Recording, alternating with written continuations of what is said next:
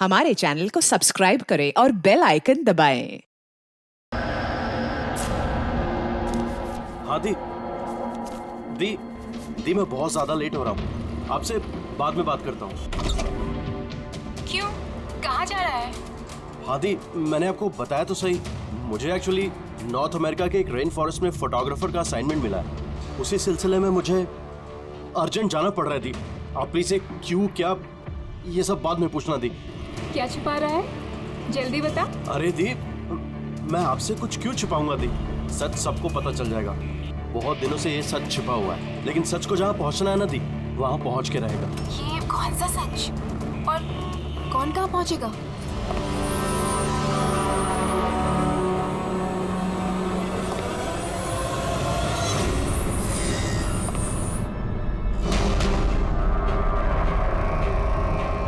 माया दी, मेरे पास बिल्कुल टाइम नहीं है। एक्चुअली मुझे लग रहा है कोई है यहाँ पे। बहुत कुछ हुआ है दी, बहुत कुछ हुआ है, लेकिन मैंने वही किया जो मुझे सही लगा। केतन, साफ साफ बात कर, क्या हुआ है?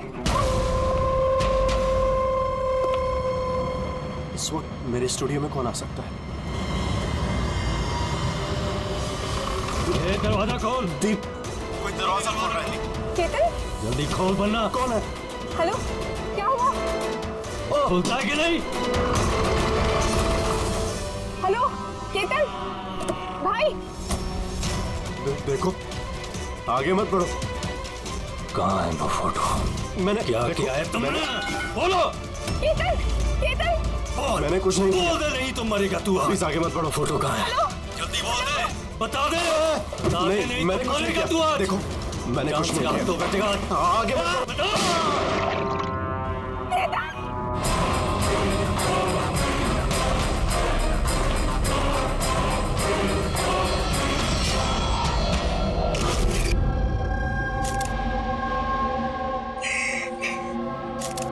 आप प्लीज बैठे, संभालिए।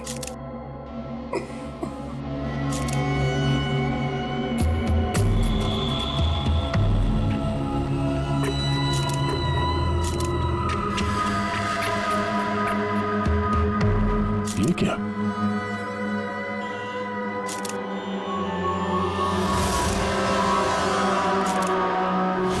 ये किसी के जूतों से आया लगता है। वैसे वो केतन के जूते साफ थे, स्टूडियो के फ्लोर पे भी ऐसे निशान कहीं नहीं है। जो स्क्रेपर था।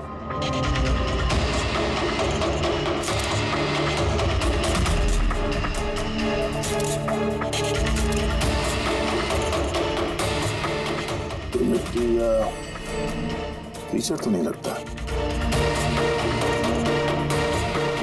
ये ऑयल जैसा कुछ है। एक काम करो, स्टूडियो में जितने भी फिंगरप्रिंट सब उठा लो।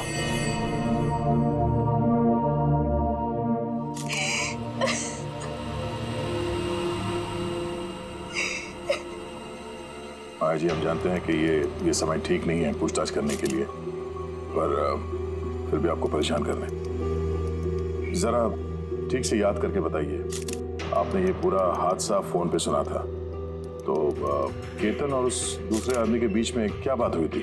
वो आते ही बुरी तरीके से केतन को मार रहा था। वो चीख रहा था, चिल्ला रहा था, चीजें इधर उधर टूटने की आवाजें आ रही थी। मैंने कुछ नहीं किया। देखो, आगे मत बढ़ो, मुझे कुछ नहीं मालूम ना। वो कुछ फोटोज के बारे में बातें कर रहा था। सर, ये माया जो कह रही है कि केतन का उस वजह से हुआ है, एक एविडेंस की वजह से। एविडेंस क्या वो फोटोग्राफ था? सर, केतन ने किसी कपल की इंफॉर्मेशन लिख के रखिए सर, ये देखिए, कोई मनन और शामली है, जूहू से। सर, हाँ? सर ये देखिए, कैलेंडर पर 14 अप्रैल 2018 ये डेट मार्क की है, द एनिवर्सरी। अरे ये तो आज की डेट है। इसका मतलब है आज के दिन कुछ होने वाला था जिसके बारे में केतन जानता था। उसका मोबाइल फोन चेक करो, देखो आखिरी बार किससे बात हुई थी उसकी।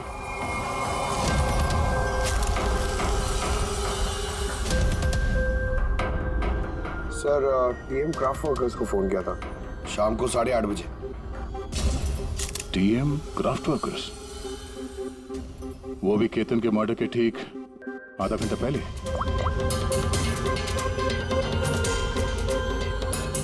हेलो, टीएम क्राफ्ट वर्कर्स जी बोलिए।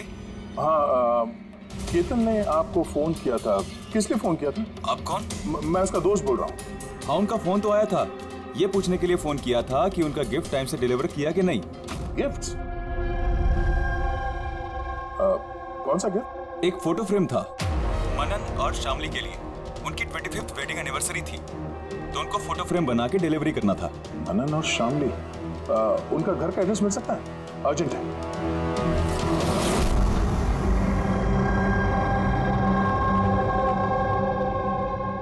फोटो किसने भेजी? केतन? ये केतन कौन है? और इस तरह से हमारी फैमिली पिक्चर भेजने का क्या मतलब है? कैसे जानता है वो हमारी फैमिली को? अरे किसी ने कोई मजाक किया होगा। ये मजाक नहीं है। आप कौन? सीआईडी। सीआईडी? केतन नाम का एक मशहूर फोटोग्राफर था, उसका खून हो गया इस फोटो की वजह से। पर सर, एक फोटोग्राफ के चक्कर में कोई किसी का मर्डर क्यों करेगा? लेकिन सर हम तो किसी केतन को जानते भी नहीं। केतन को नहीं जानते तो फिर उसने आप लोगों की फोटो आप ही को क्यों भेजी? पता नहीं। पर हमने तो कभी ऐसी फोटो खिंचवाई भी नहीं है। और ना ही ऐसी दीवार हमारे घर पर है। सर हमने तो कभी नहीं देखा। और देखिए ना सर, ये नकली फोटोग्राफ लग रहा है। आप खुद ही देखिए, इसमें दीदी है, जीजा जी है।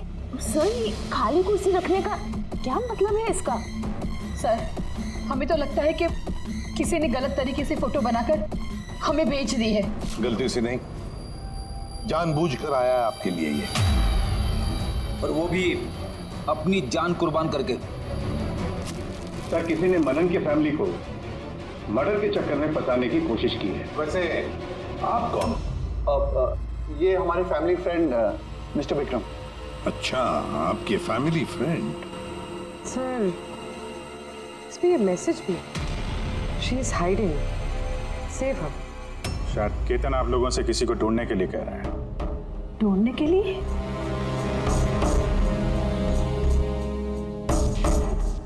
सर, ये फोटो तो मेरी बेटी रिया जैसी लग रही है। सर, पता नहीं किसका हाथ पकड़ कर खड़ी है। देखो ना, ये हमारी बेटी जैसी ही लग रही है। नहीं, ये रिया नहीं है। ये रिया नहीं है। ये येलो कलर की ड्रेस मेरी रिया नहीं पहनी थी जब वो गायब हुई। लगता है केतन रिया को ढूंढने के लिए कह रहा है। ये रिया है, देखो ना। ये रिया नहीं है। एक मिनट, कब से गायब है आपकी बेटी रिया? 12 साल। 12 साल? सर, ये 12 साल के बाद कोई किसी की इंफॉर्मेशन क्यों देगा? तो रिया, 12 साल से रिया गायब है। कोई ना कोई वजह तो जरूर होगी ये फोटो भेजने की। सर कोई वजह नहीं है, ये सिर्फ एक कोइंसिडेंस है। पर 12 साल के बाद अचानक कहाँ से रिया की इंफॉर्मेशन मिल गई उसे? सर देखिए, ये रिया हो ही नहीं सकती। रिया की मौत 12 साल पहले हो चुकी है। ये रिया कैसे हो सकती है? ये रिया ही है। मैंने देखो ना, ये हमारी बेटी रिया ही है। आपके पीछे पड़ी है रिया ही। संभालिए अपने आप को। देखो तो। अरे चलो जल्दी।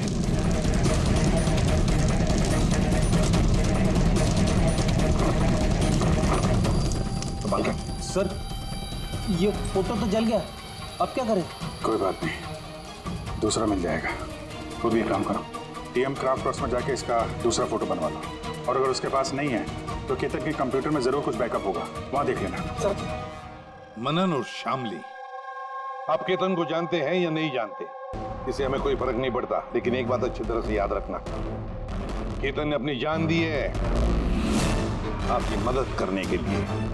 वो आप लोगों से किसी को बचाने के लिए बोल रहा है। कोई छिपी हुई है, उसे ढूंढने के लिए बोल रहा है। और वो कौन है और कहां छुपी है वो तो हम ढूंढ ही लेंगे।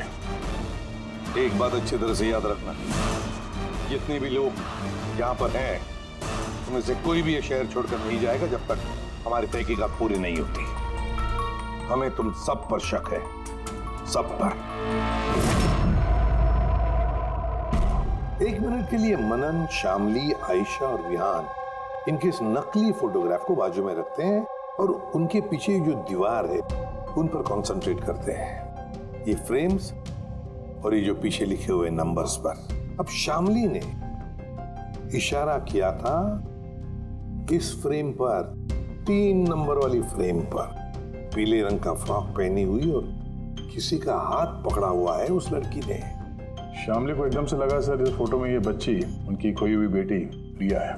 और फिर ये message, she is hiding, save her. लेकिन सर विक्रम तो बार बार कह रहा था कि रिया मर चुकी है। हो सकता है ये मैसेज रिया के बारे में हो सकता है वो अभी भी जिंदा हो। बिल्कुल हो सकता है पूर्वी, बिल्कुल हो सकता है। और शायद केतन यही कहना चाहता है इन लोगों को, मनन के फैमिली को, कि शायद रिया जिंदा है और उसे मदद की जरूरत है। लेकिन सर उसे इतनी मेहनत करने की क्या जरूरत थी? फोन कर देता सीधे और बोल देता जो भी बोलना है रिया के बारे में, या फिर पुलिस को इन्फॉर्म कर देता। सर हो सकता है उसे किसी ने डराया धमकाया हो और तभी तो मजबूर होकर उसने ये सब किया है। केतन ने तो अपना फर्ज निभाया है और हम उसकी मेहनत को बेकार नहीं जाने देंगे। पूर्वी एक काम करो, ये पूरा का पूरा फोटोग्राफ किसी अच्छे फोटो लैब में लेकर जाओ और ये पीछे टंगी हुई ये जो छोटी छोटी फ्रेम्स है ना, उनको अच्छी तरह से चेक करो। और ये भी देखो ये जो वॉल है पूरी, क्या वो फोटोशॉप तो नहीं की गई है? और रिया के लापता होने की एफआईआर की कॉपी भी चाहिए हमें। केतन मनन की फैमिली को तो नहीं जानता था, तो ऑब्वियसली रिया को भी नहीं जानता होगा, तो फिर उसने मनन की फैमिली को ये इंफॉर्मेशन क्यों दी और इस तरह से क्यों दी? सर केतन का खूनी जरूर रिया के फैमिली से जुड़ा हुआ है सर। इन सारे लोगों के फोन रिकॉर्ड्स चेक करो फ्रेडी, और साथ साथ केतन के फोन रिकॉर्ड्स भी। और एक बात, मनन की फैमिली पर कड़ी नजर रखो और साथ साथ उनका जो दोस्त है ना विक्रम, उस पर भी देखो ये लोग कहां कहां जाते हैं, किस किस से मिलते हैं, क्या क्या करते हैं। एक एक बात पर कड़ी नजर रखो, एक एक बात की खबर रखो। इस केतन के साथ जितने भी लोग काम करते थे ना, उनसे मिलना पड़ेगा। आप दोनों तो केतन को बहुत अच्छी तरह से जानते थे, तो कभी उसने आप लोगों को बताया किसी छोटी सी बच्ची के बारे में, जू के एक फैमिली के बारे में, उनके फैमिली पोर्ट्रेट के बारे में? जी नहीं सर, मुझे तो अब तक उसने कभी कुछ नहीं बताया। अच्छा, केतन सिर्फ आपके लिए काम करता था या और भी कुछ करता था किसी और के लिए? केतन मेरे लिए फैशन फोटोग्राफी करता था, साथ ही साथ बड़े बड़े फैशन हाउसेस के लिए एक्सक्लूसिव कैटलॉग शूट करता था। माया, आप केतन की बहन है तो आपको तो पता हो गया वो किस किस से मिलता था। सर केतन बहुत ही रिजर्व रहता था, बस अपने काम में ही मग्न, और उसके दोस्त भी गिने चुने ही थे। और सर हाल ही में केतन को एक इंटरनेशनल एग्जीबिशन के लिए असाइनमेंट मिला था, जिसके लिए वो मुंबई की गलियों में घूमकर स्ट्रीट फोटोग्राफी शूट किया करता था। वो फोटोग्राफ देख सकते हैं हम? जी सर।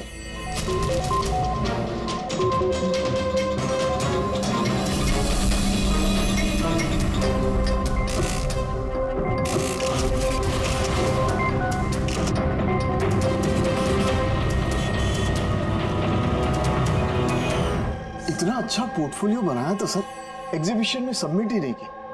बहुत परेशान हो गया था वो।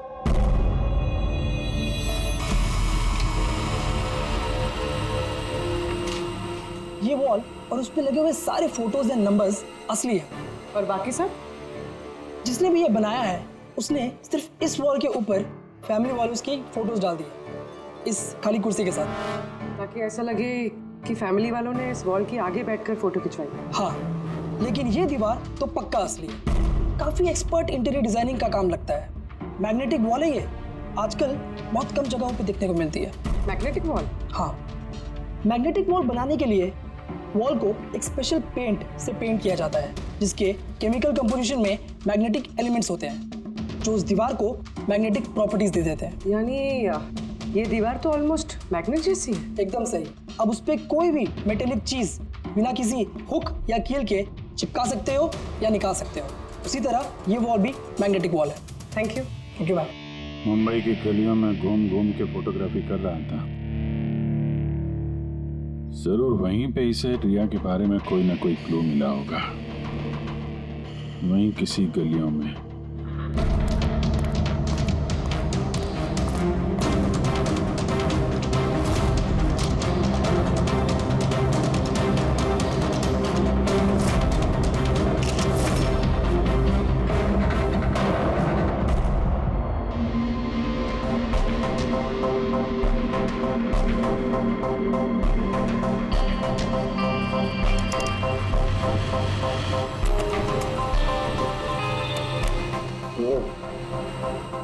ये बात है।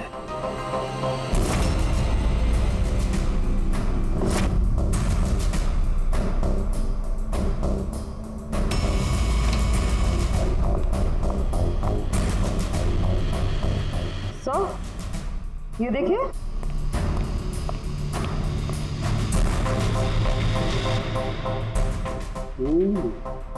गुड जॉब तारिका।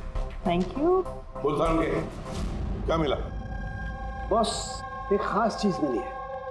दया तुम्हें याद है, तुमने मुझे कुछ चिकना सा पदार्थ ला करके दिया था जो तुम्हें क्राइम स्पॉट पे से मिला था, याद है? सर ये वहाँ क्राइम सीन पर मिला। ये मिट्टी या डामर तो नहीं लगता, शायद कोई ऑयल या ग्रीस हो सकता है।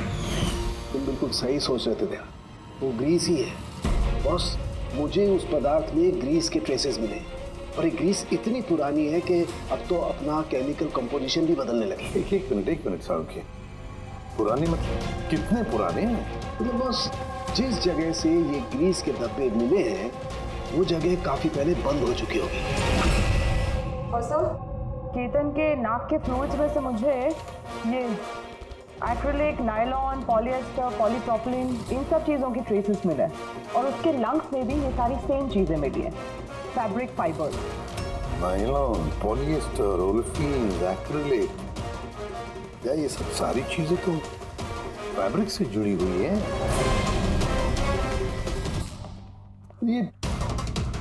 ये तो एक फोटोग्राफर था, इसका क्या संबंध इन सारी चीजों से? हाँ सर, जिस जगह पे ये रहता है इसके घर के आसपास कोई फैक्ट्री वगैरह भी नहीं है, तो फिर एक कपड़े के रेशे इसके लंग्स में कैसे घुसे? हो सकता है ऐसी जगह पे आता जाता हो। हाँ बस कोई फैक्ट्री, कारखाना, मिल, और बार बार जाता होगा सर, तभी ये पॉसिबल है। बार बार जाता होगा केतन ऐसी जगह पे, पर क्यों, किस लिए? सर शामली डिप्रेशन में चली गई है, वो घर से बाहर ही नहीं निकलती। और विक्रम और विहान मिलते रहते हैं, पता नहीं उन दोनों के बीच क्या बहस होती रहती है। और ये विहान वकीलों से जाके मिल रहा है। वकीलों से? हाँ सर। और आयशा अपनी किसी फ्रेंड्स के घर जाती रहती है, लेकिन उसकी जो ये फ्रेंड है उम्र में काफ़ी बड़ी है, मुझे नहीं लगता कि उसका इस केस से कोई ताल्लुक है। और ये जो मनन है ना, केतन के बारे में पता लगाने की काफ़ी कोशिश कर रहा है। अच्छा, अभी फ्रेडी वो जो फोन कॉल के रिकॉर्ड जो ट्रैक किए थे, क्या पता चला? कुछ नहीं पता चला सर। उनके जो रजिस्टर्ड मोबाइल नंबर है उसमें कुछ नहीं है। फोटोग्राफ्स का प्रिंट निकाल ली? हाँ सर जैसे कि मैंने फोन पे बताया था, वो दीवार असली है सर। Magnetic wall? हाँ सर केतन ने ये सारी फोटोज उस वॉल पे लगाकर वो फोटो ली है, और फिर उस पर वो फैमिली वाली फोटो फोटोशॉप कर। सर इस वॉल का पता लगाने में ज्यादा टाइम नहीं लगेगा, इंटीरियर डिजाइनर का काम है, और ये वॉल पे मेटालिक डिजिट्स लगे हुए हैं। बस तो फिर ये सारे फोटोग्राफ्स आर्किटेक्ट्स और डिजाइनर्स के ऑफिसेज में भेज दो, पता चल जाएगा किसने ये मैग्नेटिक वॉल बनवा लिया था।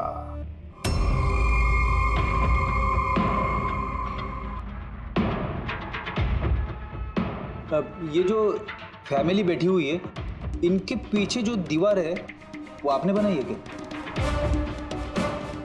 सर एक एनआरआई इंटीरियर डिजाइनर है, वो अपने बोल्ड और क्रिएटिव डिजाइन को लेकर काफी फेमस है। हो सकता है उसी ने वो बनाई है।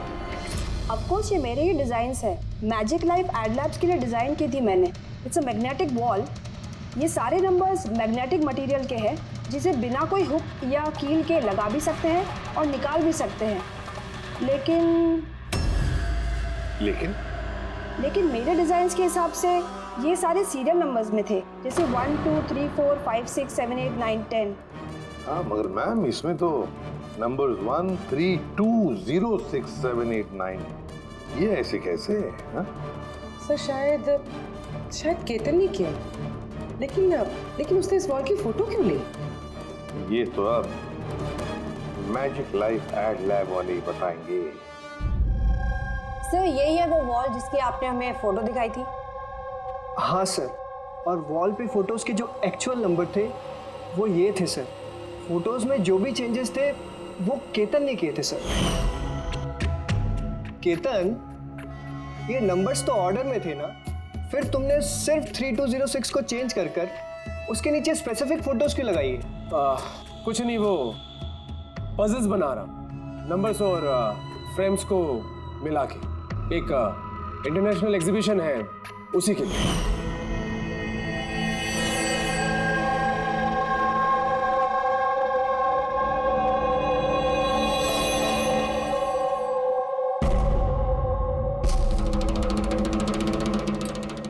आप लोगों ने केतन को परमिशन कैसे दी है सब करने के लिए? दरअसल सर केतन हमारे साथ पहले भी काम कर चुका है और वो एक इंटरनेशनल एग्जीबिशन के लिए कुछ फोटोज ले रहा था और इसलिए उसको ये वॉल की ज़रूरत थी, तो हमने उसे ये वॉल यूज़ करने दिया। यस सर, एंड कुछ पजल की बात कर रहा था, कुछ समझ में नहीं आ रहा था सर। पजल है?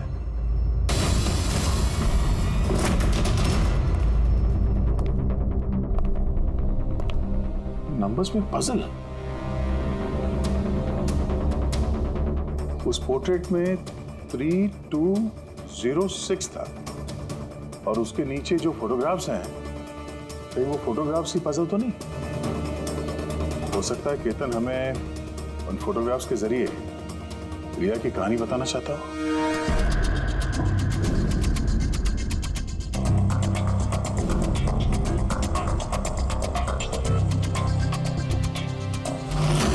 रिया गायब कब हो गई थी? कब गायब हो गई थी? रिया की मिसिंग की एफआईआर है ना? हाँ सर। उसका इस केस से क्या कनेक्शन? वो केस तो सर बहुत साल पहले बंद हो चुका है, पता नहीं क्यों गया। ऐसे लगता है कि रिया की इस एफआईआर से शायद हमारी केस सॉल्व करने में कुछ मिल जाए। एफआईआर 8221 मुंबई एफआईआर का डेट देखो गया, ये देखो 3206 2006, मतलब ये डेट है? बिल्कुल सही, 3206 3 फरवरी 2006। दीदी हौसला रखिए। पता नहीं मेरी बेटी किस हाल में होगी। आप लोग मजाक तो नहीं कर रहे? आप वाकई में मेरी बेटी को ढूंढेंगे? वो एक्चुअली जिंदा है क्या? आपकी बेटी जिंदा है, ये सुनकर आपको खुश होना चाहिए, और आप हमसे ऐसे बात कर रहे हैं? डैड, मेरी बहन रिया जिंदा है। सर कहाँ है वो? देखिए, हम बहुत नजदीक हैं रिया का पता लगाने के, इसलिए आप लोगों को जो कुछ भी पता है हमें बताइए। आखिरी बार आप लोगों ने उसे कब देखा था, क्या हुआ था उसके साथ, और एग्जैक्टली गायब हुई कैसे वो? लेकिन सर इन 4 फोटोज का क्या मतलब है? केतन जरूर हमें रिया के बारे में कुछ बताने की कोशिश कर रहा था। देखो ना फोटोग्राफ को, ये 3 नंबर का फोटो देखो, इसमें एक छोटी बच्ची रो रही है, किसी बड़े आदमी का हाथ पकड़ के जा रही है। फोटो नंबर 2 में रिया थोड़ी बड़ी हो चुकी है, ऐसे जाली के पीछे जैसे उसे किसी ने उस जाली के अंदर कैद करके रखा है। ये तीसरा फोटो, इसमें भी ऐसे लग रहा है कि इसे बंदी बना कर रखा गया है। और सर इस आखिरी फोटो में कोई उसे गले लगा रहा है और पीठ पे खंजर मारने जा रहा है। सर ऐसा लगता है कि केतन इन फोटोग्राफ के जरिए रिया की कहानी बता रहा है। एग्जैक्टली। देखो, रिया बचपन में किडनैप हो जाती है, फिर वो बंदी बनाई जाती है, और फिर जब वो 18 साल की हो गई तो उसे इन जंजीरों में जकड़ के रखा था, और फिर उसे कोई मिल गया जिसने उसे मारने का प्लान बनाया।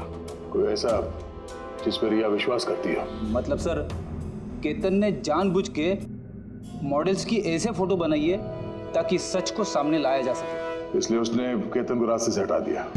रिया बाकी बच्चों की तरह नॉर्मल नहीं थी। उसका दिमाग उसकी उम्र के बच्चों के कंपैरिजन में बहुत ही कमजोर था, इसीलिए उसे लगातार दवाइयों की जरूरत पड़ती थी। अगर वो दवाइयां नहीं लेती थी तो उसका दिमाग कंट्रोल में नहीं रहता था। वो कुछ भी कर सकती थी, वो अपने आप को चोट पहुंचा सकती है, वो अपने आप को मार भी सकती है। तो ये रिया गायब कहाँ से हुई? हमने उसे स्पेशल बच्चों की स्कूल में डाला था, वहीं से वो गायब हुई है। तो फिर उसके बाद आप लोगों को कोई फोन आया पैसों के लिए या किसी और चीज के लिए? नहीं, कुछ नहीं।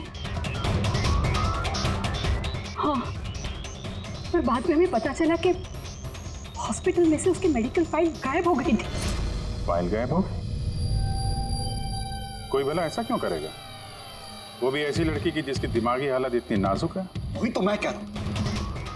अरे जिसकी दिमागी हालत इतनी नाजुक हो, वो लड़की 12 साल कैसे जिंदा रह सकती है? अरे मुसीबत थी वो। कैसे कह सकते हैं आप ये? शर्म आनी चाहिए आपको। बेटी है वो आपकी। एक बात तो समझ में आ गई मिस्टर मनन, अगर रिया मिल भी गई तो आपको ज्यादा खुशी नहीं होगी। लेकिन हम उन्हें ढूंढ के रहेंगे किसी भी तरह।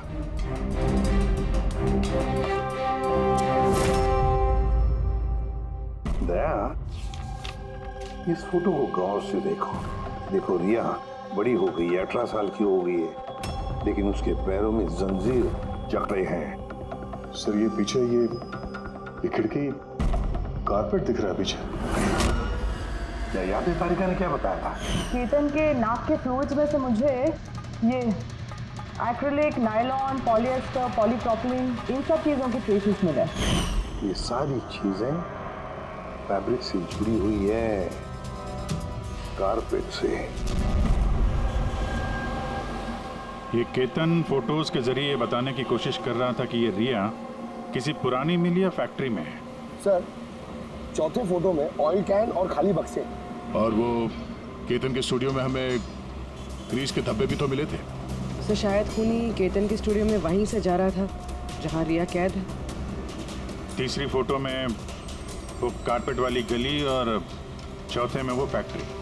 सर ये दोनों जगह आसपास होगी। पहले ये पता लगाना पड़ेगा कि कारपेट वाली गली के आसपास कोई बंद पड़ी हुई पुरानी फैक्ट्री है क्या? जो भी करना है जल्दी करना पड़ेगा बॉस, क्योंकि हमारे मनन के घर जाने के बाद खूनी खुद सामने नहीं आएगा। शायद किसी से वो काम करवाएगा।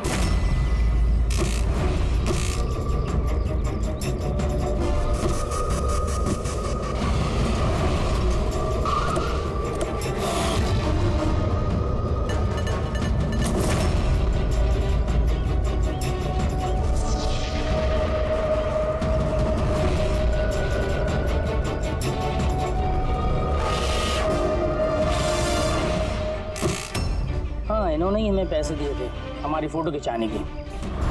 2 दिन के लिए आए थे, तीसरे दिन भी दिखे थे, लेकिन वो शायद किसी का पीछा कर रहा था।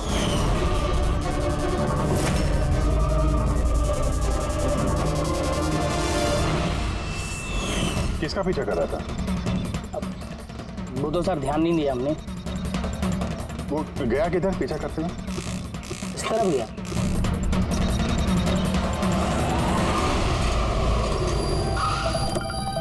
हाँ पहुंच गया हूं मैं, फिक्र मत करो, जिंदा नहीं बचेगी वो।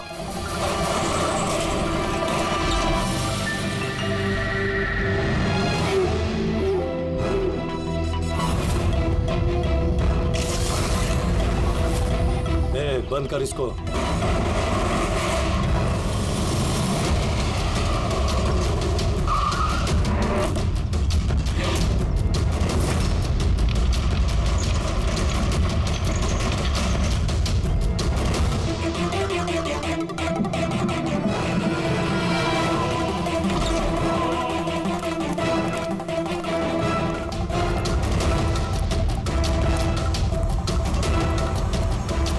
मजबूरी है, बच्ची को खत्म करना पड़ेगा। बच्ची की बॉडी को ठिकाने लगाने के बाद इस सारी जगह को आग से खत्म कर दो, ताकि किसी के हाथ में कोई सबूत ना जाए। यहाँ पे तो कुछ मिला नहीं, चलो दूसरी जगह देखते हैं।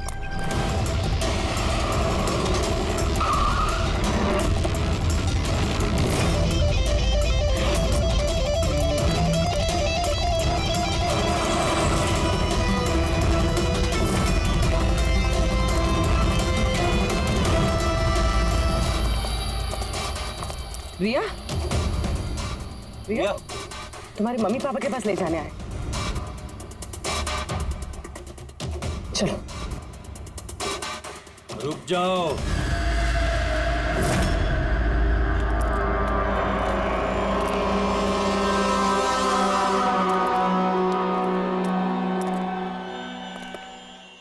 रिया बेटा, आजा आजा बेटा, आजा आजा आजा आजा आजा आजा आजा। रिया, रिया, रिया, आजा आजा आजा। रिया बेटा, ये अंकल के साथ जाएगी। ये बच्ची तुम लोगों के साथ नहीं जाएगी, कोशिश करके देख लो। ये ठीक कह रहा फ्रेडी, ये लड़की हम लोगों को अपना दुश्मन समझ रही है और इसे अपना दोस्त, क्योंकि ये इन लोगों को रोज देखती है। ये बिल्कुल ठीक कह रहा है, और इस मासूम बच्ची को तो ये भी पता नहीं है कि ये आज मरने वाली है।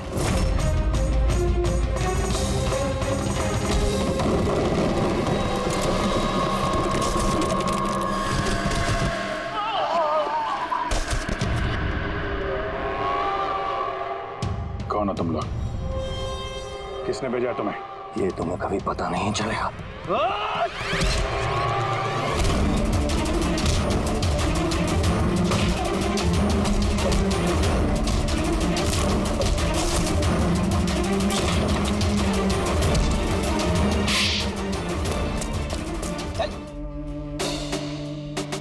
ये तो गया। किसने भेजा तुम लोगों को? हैं? साहब, मुझे कुछ नहीं मालूम था, सब कुछ इसी को मालूम है। जिसको पता था वो तो मर गया। अब कैसे पता चलेगा सर किसने भेजा था इन्हें? रिया तो बेचारी इतनी डरी हुई है, कुछ बोल भी नहीं सकती। रिया बोल नहीं सकती, मगर पहचान तो सकती है। मतलब रिया ने इस खूनी को पहचाना। क्यों? क्योंकि उसे हर रोज मिलती थी, उसे हमेशा देखती थी, उसे लगता था कि ये उसका अपना कोई है और इसीलिए उसके साथ जाने के लिए राजी हो गई। तो फिर रिया उसे भी पहचान लेगी जिसने 12 सालों से इसको यहाँ पे कैद करके रखा है, जो उससे हर रोज बात करता है और जिसने इसे मारने के लिए इन लोगों को यहाँ पे भेजा था। अब रिया बताएगी कि असली गुनहगार कौन है। रिया, जाओ रिया। अच्छा मेरी बच्ची, आ बेटा।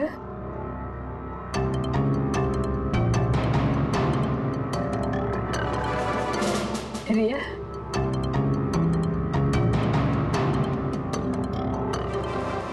आजा मेरी बच्ची, अपनी माँ के पास आजा बेटा। आ बेटा, आ बेटा, आजा आजा मेरी बच्ची, आजा बेटा। रिया,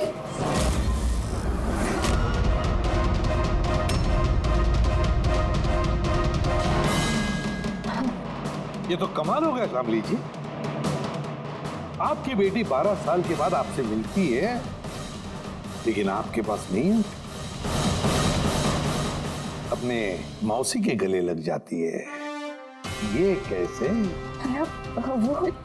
वो तो माँ की जैसी हूँ ना मैं इसकी, बहुत प्यार करती है ये मुझसे, इसीलिए। अरे वाह मौसी जी, आपसे इतना प्यार कि रिया अपनी माँ को पहचान नहीं पाई और आप ही के गले लग गई। क्यों? और जानती है क्यों?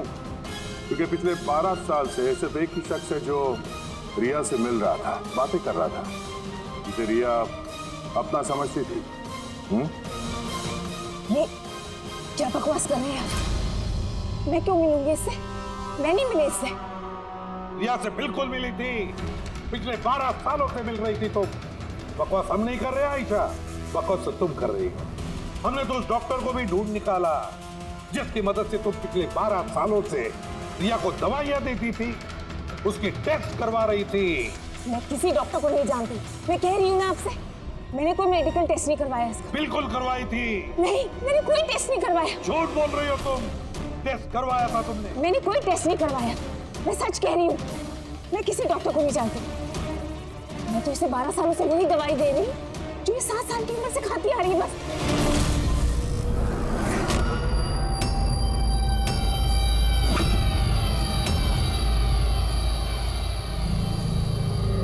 फंस गई ना?